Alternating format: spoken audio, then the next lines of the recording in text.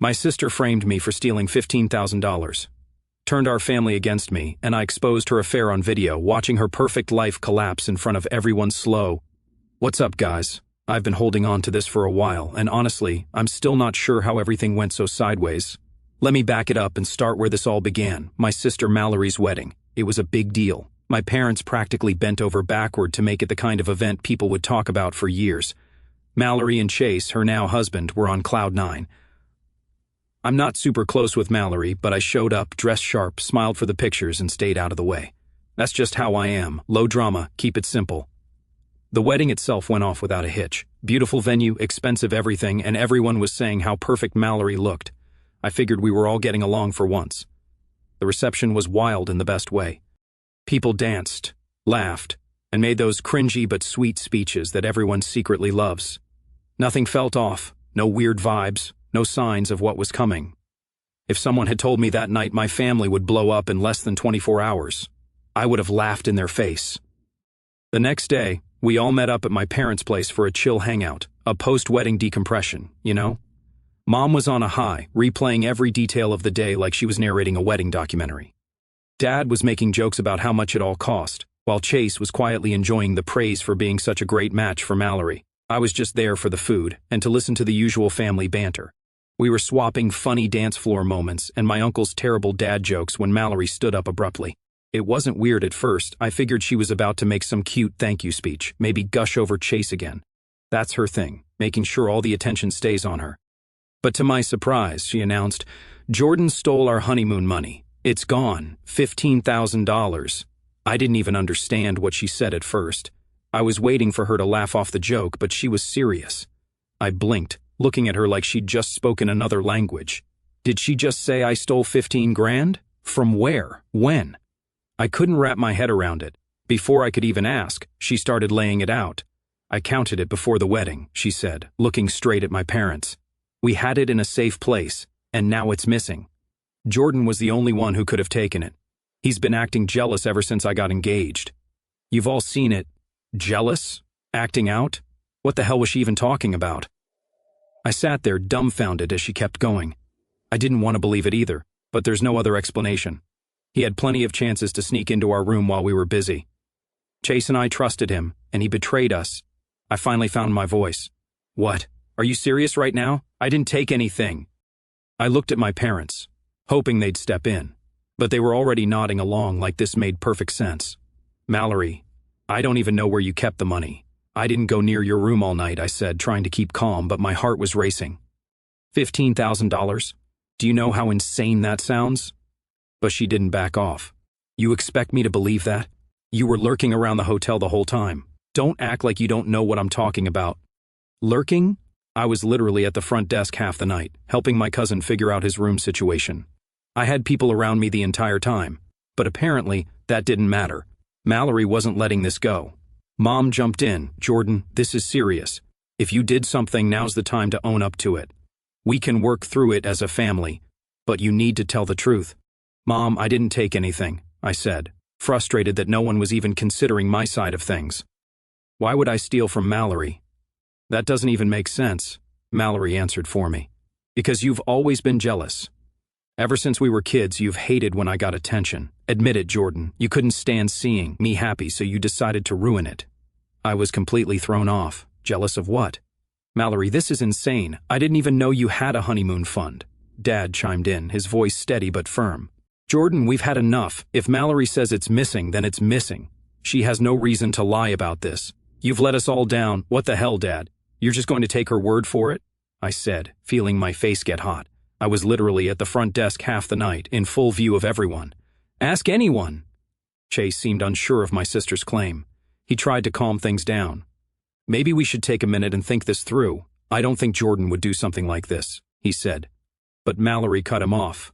Don't defend him, Chase. Are you seriously taking his side right now? She snapped. You're my husband.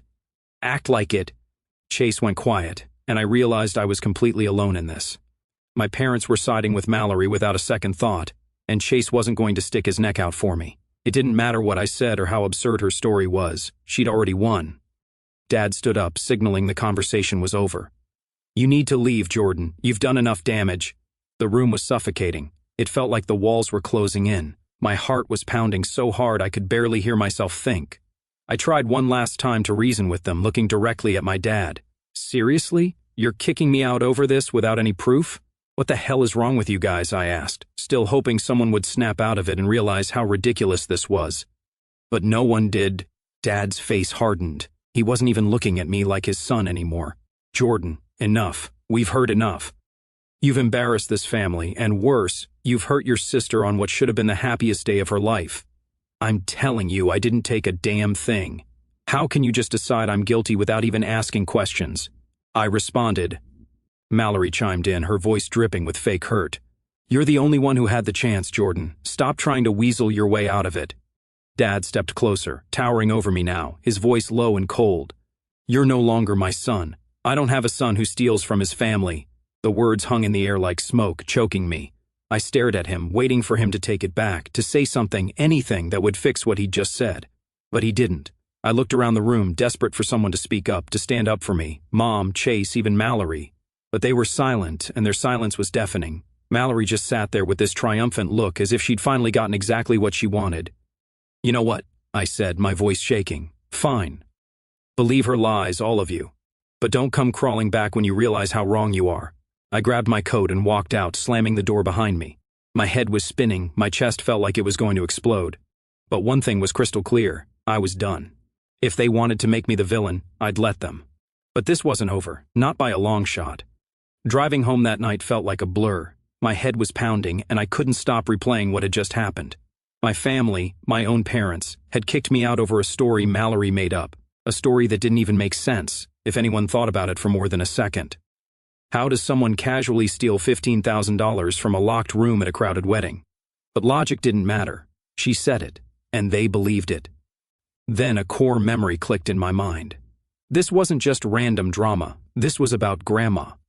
A few months ago, during a family dinner, Grandma had pulled me aside and told me something that caught me completely off guard. She'd decided to leave me most of her inheritance. I remember being stunned. Mallory was the golden child, the favorite, the one who always knew how to charm everyone. But Grandma said she trusted me to use the money wisely, to preserve the family's legacy, whatever that meant. She said I was grounded and responsible, and Mallory was, well, not. Mallory didn't take that news well when she found out. I wasn't supposed to know this, but my mom accidentally let it slip during one of her venting sessions. Apparently, Mallory had been working overtime, trying to convince Grandma to change her mind, taking her to fancy lunches, sending flowers, even talking about how she and Chase would use the money to start a family. But Grandma wasn't budging. Mallory was furious, and suddenly, all her subtle jabs at me started to make sense. So this accusation? It wasn't about the money. It was about making me look bad, bad enough that Grandma would second-guess her decision. Painting me as a thief who stole from his own family, ruining my reputation and taking Grandma's money? That sounds perfect. Mallory had always been good at playing the victim when it suited her. This was just a bigger, uglier version of the same game she'd been playing since we were kids. By the time I got home, the shock of the accusation had turned into full-blown anger. I sat on my couch, scrolling through the family group chat, which was blowing up. Mallory had wasted no time rallying the troops. I just don't know how Jordan could do this to me, one of her messages said. We've always tried to include him, even though he's so distant, and this is how he repays us.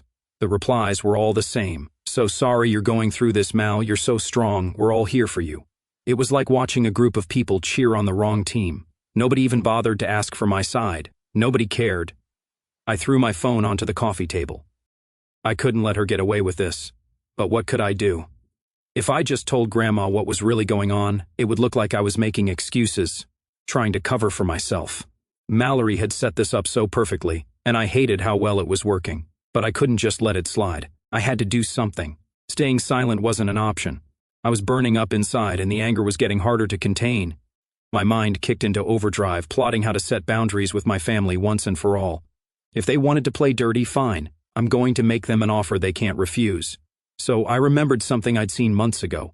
It was one of those moments where you stumble into something you shouldn't have seen and decide to keep it to yourself because it's none of your business. Back in August, I'd gone to a coffee shop in a neighboring town to meet up with a friend. As I walked in, I spotted Mallory in the corner booth. At first, I thought she was with Chase, but then I realized the guy sitting across from her wasn't him. He was younger, a bit scruffy looking, and definitely not someone I recognized. They weren't exactly trying to hide what was going on. They were holding hands, laughing, leaning in close. At one point, he even kissed her hand like they were in some cheesy romance movie. I remember thinking, wow, this is bold. What if Chase finds out? But I didn't say anything. It wasn't my place, and frankly, I didn't want to get involved in Mallory's mess. Now, though, that mess was my only business. If Mallory wanted to paint me as the family's black sheep, I wasn't going to just sit there and take it, but I needed proof, something undeniable that would show everyone who she really was, and I already knew where to start. In the middle of all this chaos, I got a call from Grandma. I figured she'd heard what happened lately. Her voice was calm, but there was an edge to it, like she'd been stewing over something. "Jordan," she said, "I heard about the accusations Mallory's been throwing around." I froze for a second, bracing for the worst. "But let me tell you this," she continued. "I don't believe it for a second. I know you, and I know you wouldn't do something so cruel. Mallory's always been dramatic, and I'm starting to think she's hiding something herself." Her words hit me like a lifeline. Grandma had always been the sharpest one in the family, and hearing her say she trusted me gave me a boost of confidence I desperately needed. "Don't worry, Jordan," she added. "The truth has a way of coming out. Just make sure you're ready when it does." With that, she hung up, leaving me more determined than ever to uncover the lies and set things straight. Over the next couple of days, I put a plan together. Mallory had a routine so predictable it was almost laughable. Every Thursday, like clockwork, she'd say she was meeting with a friend. It didn't take a genius to realize these so-called errands conveniently lasted a few hours, starting right around 7 o'clock in the evening. Chase, the overly trusting guy that he was, never batted an eye. He just waved her off without a second thought. But if I was right, and she was still sneaking off to see coffee shop guy, this would be my chance to catch her red-handed. Thursday evening rolled around, and I parked my car a few houses down from hers, trying to stay inconspicuous. The waiting part was brutal.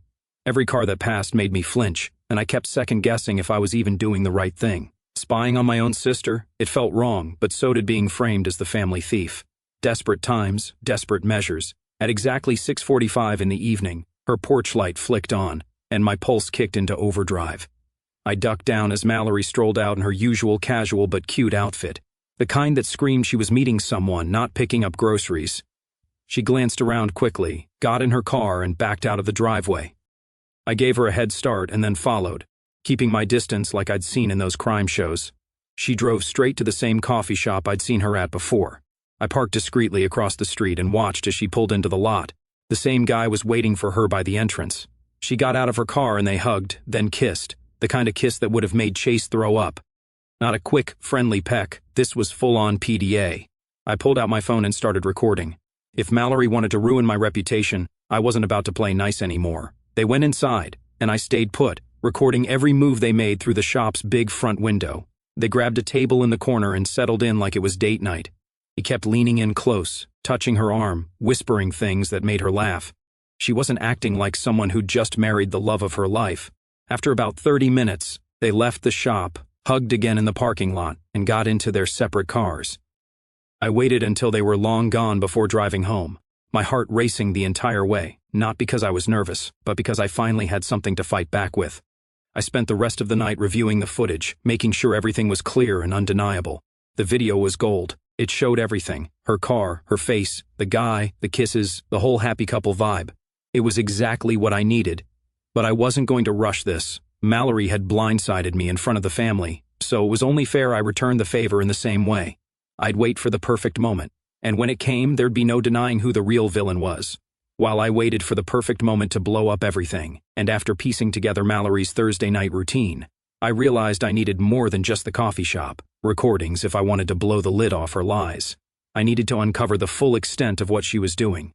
The coffee shop dates were damning, but something told me that wasn't the whole story. Mallory wasn't the type to keep things simple. I started digging deeper into her habits. I'd noticed over the years that she often disappeared on weekends too, claiming she had shopping to do or plans with friends. These little gaps in her schedule used to seem normal. Now, with everything I knew, they stuck out like a sore thumb. I decided to follow her the next time she claimed she had errands to run. The first opportunity came that Saturday around noon. Mallory left her house wearing casual clothes. She got in her car and drove off, and I followed her from a safe distance. She headed to a shopping plaza a few towns over and parked near a boutique. At first I thought maybe I was wrong. Maybe she was just out shopping like she'd said. But she was only inside the boutique for about 10 minutes before coming back out, empty-handed. No bags, no purchases, nothing. She got into her car and drove away, and I kept following. This time, she went to an apartment complex on the other side of town. It was small and tucked away, definitely not somewhere she'd go randomly.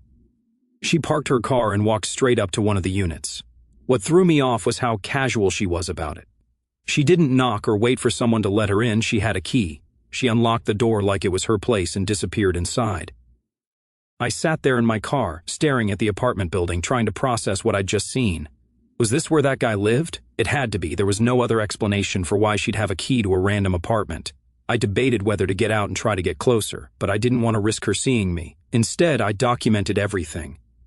I took photos of her car parked in front of the building, zoomed in on the apartment number, and noted the timestamp on my phone.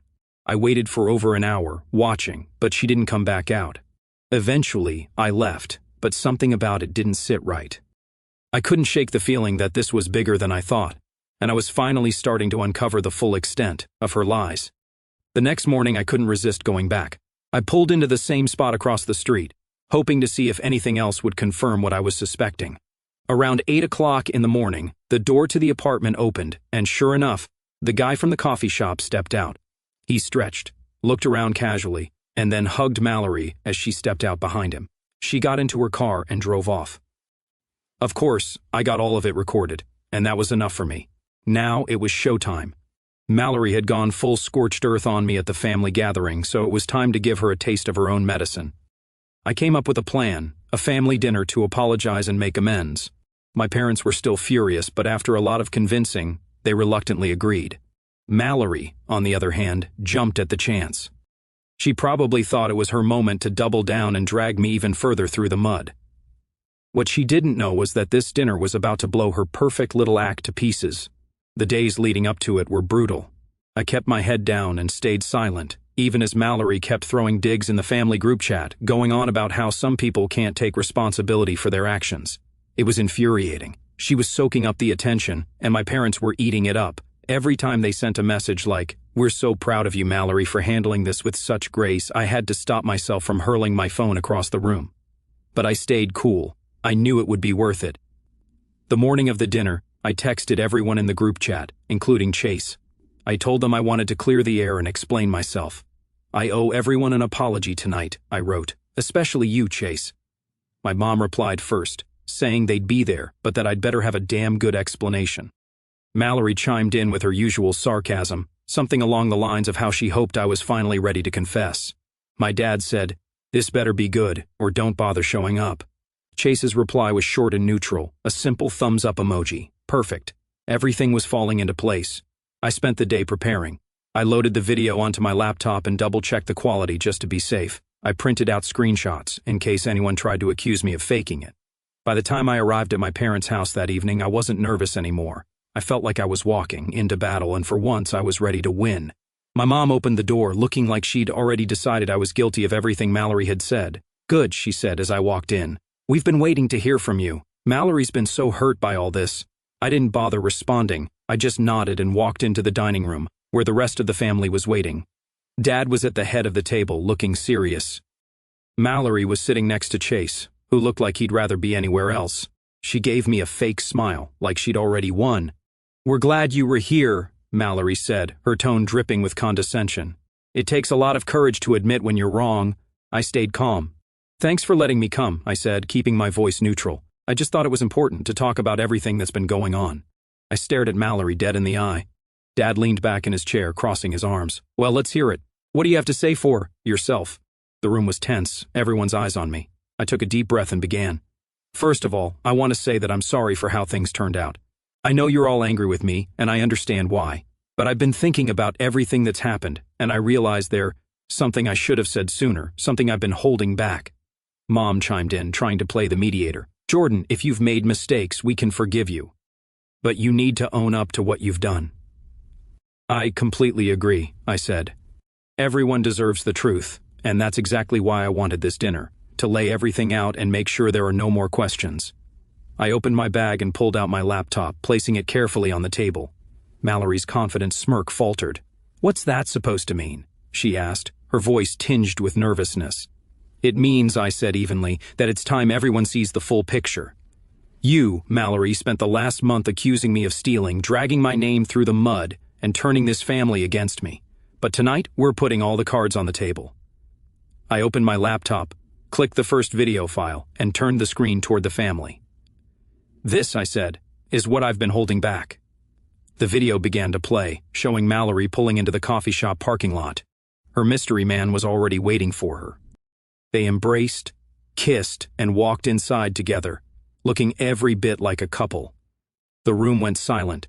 The tension thickened, enough to cut with a knife. Dad leaned forward, squinting at the screen. Chase's expression hardened as he sat up straighter, his jaw clenched. I paused for a moment, letting the gravity of the first video settle over the room. Then I clicked on the next file. "And there's more," I said calmly, keeping my focus on Mallory. "What is this?" Chase asked quietly, his voice tight with anger. Mallory immediately jumped to defense mode. "It's not what it looks like," she blurted. "That's just a friend. We were catching up, that's all." I didn't say a word, I just clicked on the next video. This one showed her leaving the same guy's apartment on a Sunday morning, hugging him goodbye before getting into her car. Chase's face turned crimson. "You've been going to his apartment?" "It's not like that," Mallory insisted, her voice rising. "He's just someone I talk to when things get hard." "Chase, you're always so busy, and I needed someone to listen." Chase's voice shook with fury. "Listen, are you serious? I've been working non-stop to give you everything you've ever wanted, and this is what you've been doing behind my back?" Mom and Dad looked horrified. Mom turned to Mallory, her voice trembling. "Mallory, is this true? Have you been cheating on Chase?" Mallory was running out of excuses. Tears welled up in her eyes as she stammered, I didn't mean for it to happen. Chase wasn't there for me, and I made a mistake. But that doesn't change what Jordan did." I couldn't hold back any longer. "Oh, don't even try to turn this back on me," I said sharply. "You lied to everyone and accused me of stealing just to cover your own tracks. You wanted me out of the way so no one would notice what you were doing. Well, guess what? Now everyone knows the truth." Chase's face turned red. He stood abruptly, grabbing his keys. "I'm done," he said flatly, his voice cold. "We're done." "Chase, wait!" Mallory cried, running after him. But he didn't even look back. The door slammed behind him, leaving the room in stunned silence. I packed up my laptop and stood to leave. Mom and Dad just sat there, frozen, as the reality of what had just unfolded sank in. Mom finally whispered, "Jordan, I don't know what to say." I looked at them both, my voice steady. "You don't have to say anything. You've already made it clear whose side you're on. I just wanted to make sure you had the facts before you kept blaming me for everything." Without waiting for a response, I turned and walked out the door. I'd done what I came to do. Whether they accepted the truth or not didn't matter anymore. Mallory's lies were exposed, and her perfect little facade was crumbling around her. The rest was up to them. Now the truth was out. Mallory was exposed, and Chase had finally seen her for who she really was. But of course, nothing involving Mallory could ever be that simple. I didn't expect the fallout to start immediately, and the drama that unfolded made everything before it look like a warm-up act. It began the next morning. My phone blew up with texts from extended family members who had somehow already heard bits and pieces of what happened. Mallory must have wasted no time spinning the story to make herself look like the victim. Her version of events painted me as a vindictive brother who'd been waiting for years to ruin her happiness. According to her, I'd followed her around for weeks, secretly recording her to sabotage her marriage. She made me the villain who had destroyed the family. I ignored most of the messages at first, but a few stood out. My aunt, always one to believe the loudest voice in the room, texted me, "Jordan, I don't know what's gotten into you, but you should be ashamed of yourself for what you did to Mallory. Family sticks together." Sticks together? That only seemed to apply when Mallory wasn't the one in the wrong. I decided to reply, keeping it short and blunt. "Maybe ask her why she's been lying to everyone for months. I'm done taking the blame for her mess." By noon, the family group chat was a war zone. People were either furious at me for ruining Mallory's marriage or demanding answers from her about what they'd heard. My mom chimed in with her usual attempts to control the narrative. "This is a private family matter. Let's keep this between us and work through it like adults." Mallory, predictably, stayed quiet in the group chat, probably waiting to see how many people she could still sway to her side before addressing anything. Dad sent me a private message telling me I was being immature for airing the family's dirty laundry, as if I hadn't just spent weeks being accused of theft in front of everyone. Meanwhile, Chase officially moved out of their house. I found out through a mutual friend who said Chase had canceled the trip to the Maldives, packed his stuff, and left Mallory to deal with the fallout on her own. That alone gave me a weird sense of closure. For the first time, someone in my family wasn't blindly defending her. But Mallory wasn't done. A few days later, I woke up to even more chaos. Mallory had apparently reached out to friends and extended family, telling them I'd fabricated the videos and photos. According to her, I'd faked everything to make it look worse than it was. She called me obsessed and accused me of stalking her because I was jealous of her success. The accusations were absurd, but some people bought it. I started getting texts and calls from people I hadn't talked to in years, asking me if it was true. Some were genuinely confused, but others were outright hostile. One cousin even texted me, "Dude, why would you go this far just to ruin Mallory? What's your problem?" I didn't bother replying. At that point, I realized there was no winning over certain people. Mallory had spent her whole life perfecting her golden child act, and some people were too deep under her spell to see the truth. But what Mallory didn't count on was Chase stepping in. A week after the dinner, he posted a long message on social media, addressing everything head-on. He explained how he'd found out about her cheating, how the videos and photos were real, and how I'd been dragged into it unfairly. He ended the post with, "Jordan didn't ruin our marriage. Mallory did that all by herself. He just gave me the proof I needed to see the truth." The post went viral among our circle of friends and family. People who had been on the fence started reaching out to apologize to me. Even a few of Mallory's closest allies began distancing themselves from her, realizing that they'd been lied to. Mallory, of course, doubled down. She tried to play the sympathy card, posting vague stories about being betrayed by those closest to you and learning who your true family is. She even hinted at the idea that Chase and I had teamed up against her, which made me laugh, considering Chase and I had barely spoken before all this. Then came her boldest and most desperate move yet. Mallory decided to sue me for defamation. Yes, you read that right. She actually filed a lawsuit claiming that I'd intentionally spread false information to ruin her reputation and cause her emotional distress. When I got served the papers, I couldn't decide whether to laugh or get angry. It was clear she wasn't just grasping at straws, she was trying to intimidate me into backing down. But if she thought I'd fold, she clearly didn't know me at all. I hired a lawyer, showed them everything, and they immediately told me I had nothing to worry about. The evidence was airtight. Everything I'd recorded was in public places, and I had timestamps and witnesses to back it up. The lawsuit was a joke, but it dragged on for weeks, adding more stress to an already exhausting situation. When the court date finally arrived, Mallory showed up with her lawyer, looking smug as ever. But the judge wasn't impressed.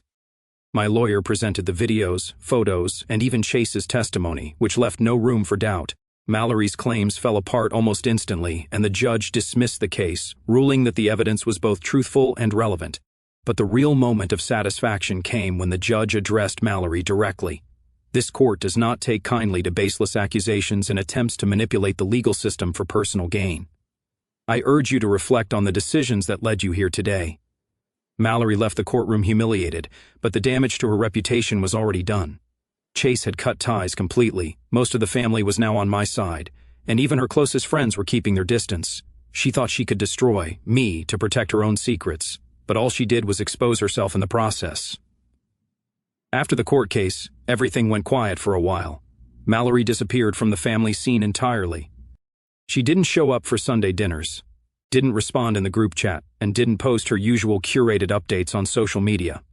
It was like she'd gone underground, probably hoping to avoid the embarrassment of facing everyone who now knew the truth. Chase, on the other hand, reached out to me a couple of weeks after the court hearing. He wanted to thank me again for everything.